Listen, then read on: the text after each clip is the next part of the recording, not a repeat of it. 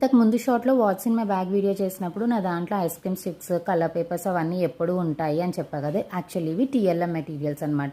Teaching learning material క్లాస్లో use చేయడానికి అని చెప్పి ఎప్పుడు క్యారీ చేస్తుంటాను. అయితే ఇవి ఎందుకు యూజ్ చేస్తామంటే ఈ ఐస్ క్రీమ్ స్టిక్స్ మీద నేమ్స్ రాస్తాం, ఫ్రంట్ బ్యాక్ కూడా రాసి ఒక పేపర్ గ్లాస్లో కానీ పేపర్ బాక్స్లో కానీ పెట్టి టేబుల్ మీద పెడతాం. ఇవి ఎప్పుడు యూజ్ చేస్తాము, ఎలా యూజ్ చేస్తామంటే లెసన్ చెప్పడం అయిపోయాక లెసన్ మళ్ళీ రివైజ్ చేస్తాం. అంటే ఒక గ్లిమ్స్ ఇస్తాం.